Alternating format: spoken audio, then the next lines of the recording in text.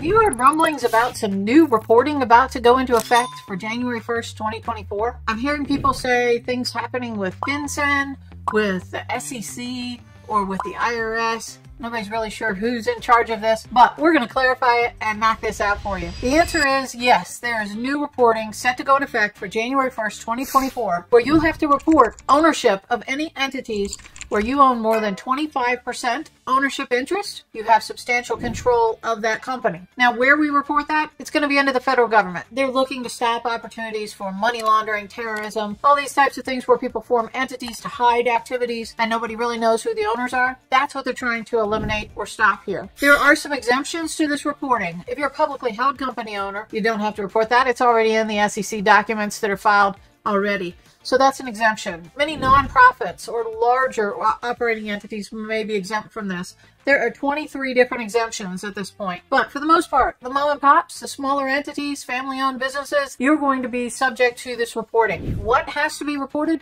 Well, first, if you have an entity, a corporation, C Corp or S Corp, a limited liability company, or any entity formed through the Secretary of State, those are the entities we're talking about that are subject to this new reporting requirement. What gets reported? The legal name of the company, their trade names, their tax ID number, where they're formed, what state, and their business addresses. Also, the beneficial owners are anybody who owns more than 25% with substantial control. And you'll need to report the legal name of the person, the date of birth, home address, have information from a photo ID like a passport or a driver's license, and the ID number for that photo ID. That will be what gets reported. Now, the big question, when? When does this all have to be reported? Well, first, if your entity is already in place as of January 1st, 2024, you will have until January 1st, 2025 to make sure that you have reported everything properly.